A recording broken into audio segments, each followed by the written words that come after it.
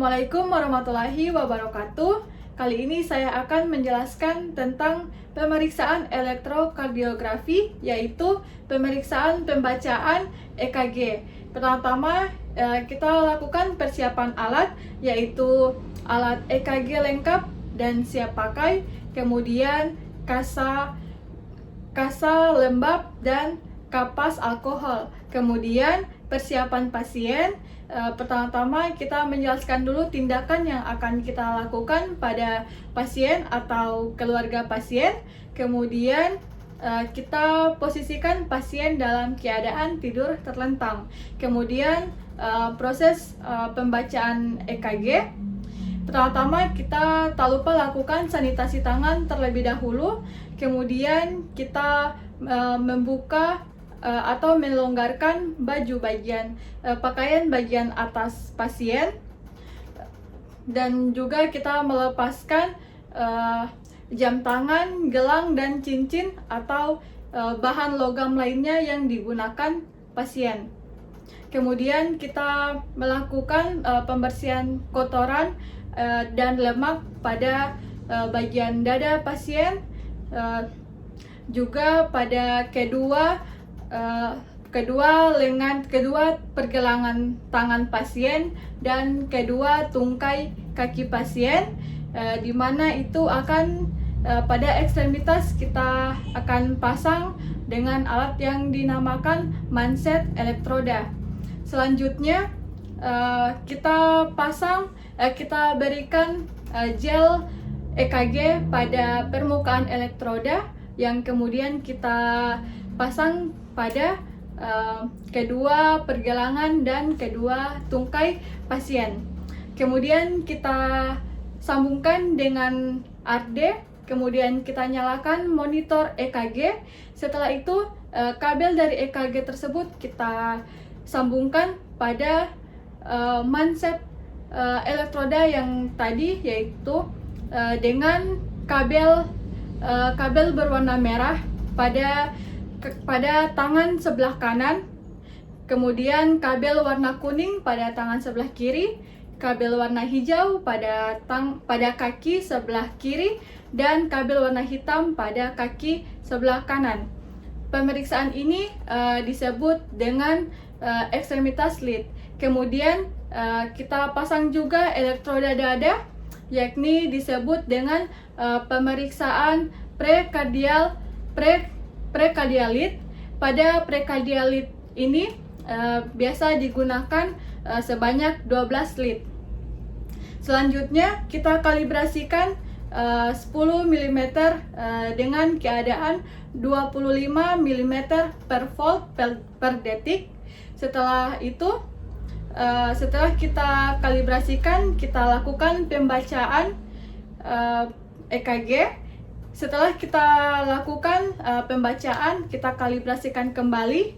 Setelah itu, tak lupa juga kita menuliskan identitas pasien, yaitu nama, umur, tanggal, dan jam kita lakukan pembacaan EKG.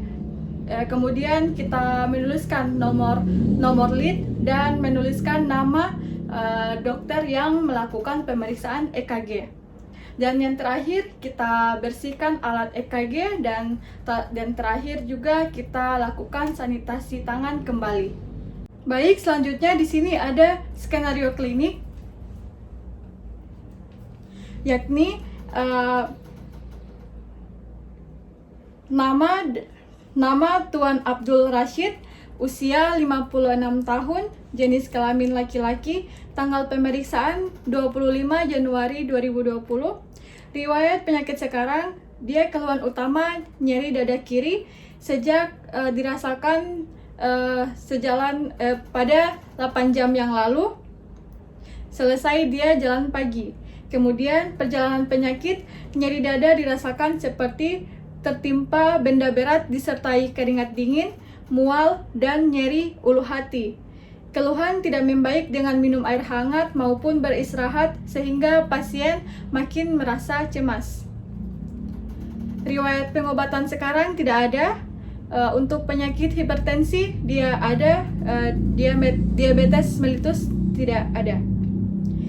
riwayat kebiasaan sosial, olahraga tidak teratur, diet, setiap hari makan gorengan, riwayat lingkungan, dan kebiasaan sehari-hari juga merokok. Jadi kita akan melakukan pembacaan interpretasi dari hasil EKG.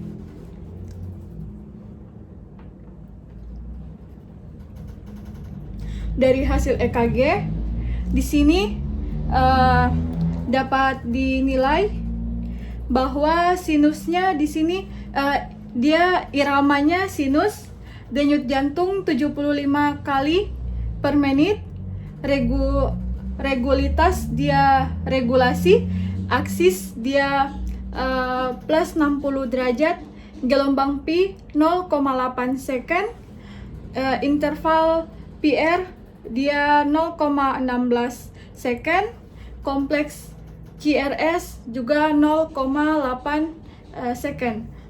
Kemudian segmen ST dia elevasi ST pada lead 2, lead 3 dan lead 2, lead 3 dan AVL. Maaf, lead 2, lead 3 dan AVF. Kemudian gelombang T dia elevasi pada lead 2 dan lead 3. Dan yang terakhir kita lakukan pembacaan interval Q dan T, dia normal.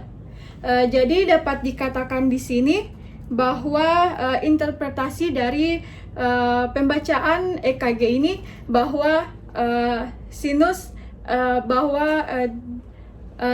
dengan HR 75 kali per menit dikatakan normal bagi denyut jantungnya.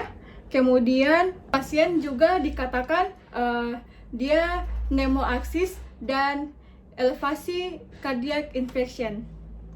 Baik, itulah teknik dari pembacaan EKG. Lebih dan kurangnya mohon dimaafkan. Assalamualaikum warahmatullahi wabarakatuh.